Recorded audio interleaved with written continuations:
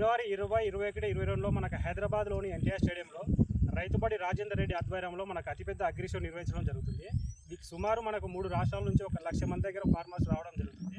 ఈ అగ్రి షోకు రావడం వల్ల ఉపయోగం ఏమిటంటే మనకు అగ్రికల్చర్ పరంగా వచ్చిన టెక్నాలజీ కానీ, పనిముట్లు కానీ, మిషనరీస్ కానీ ప్రత్యేకంగా చూడవచ్చు, వాళ్ళతో బిజినెస్ చేసుకోవచ్చు. ఒక వ్యవస్థ చేయాల్సిన పనిని ఒక వ్యక్తి వ్యవస్థగా మారి ఇంత పెద్ద అగ్రి షో నిర్వహించడం అంటే మామూలు విషయం కాదు.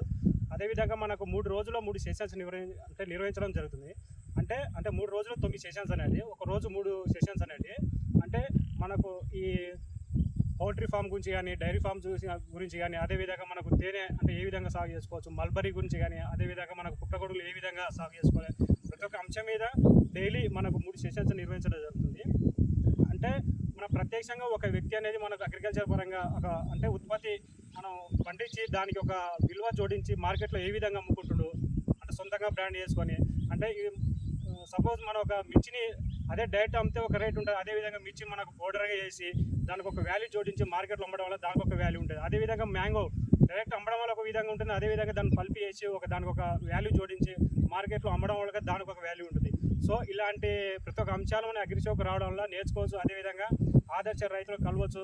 అదేవిధంగా మనకు కావాల్సిన విత్తనాలు కానీ, ఫెర్టిలైజర్ కానీ, సో చాలా విషయాలు మన అగ్రి షో రావడం తెలుసుకోవచ్చు. దీనికి రావాలంటే ఇంటర్వ్యూస్ అంటే 50 రూపాయలు ఉంటుంది. మనకు గూగుల్లోకి వెళ్ళి మనకు www.rb agri show అని కొడితే మనకు అందులో వెబ్సైట్లో మనకు అన్ని వివరాలు విజిటర్ పాస్ మీద ఒక 50 రూపాయలు కట్టి రావచ్చు అండి. ఇది 3 రోజుల్లో జరుగుతుంది. సో దీనికి రావడానికి మేము చాలామంది వస్తున్నాం. సో దీనికి రావడానికి మేము కాదు, మాతో పాటు పేరెంట్స్ కూడా తీసుకురావడం జరుగుతుంది. ఈ అగ్రి షోకి నేను వెళ్తున్నా, నాతో వచ్చేదెవరు? రైతు బడి ఇది రాజేంద్రుడి రైతు బడి మన రైతన్నలకు బంధువిది చెమట చుక్కలే పెట్టు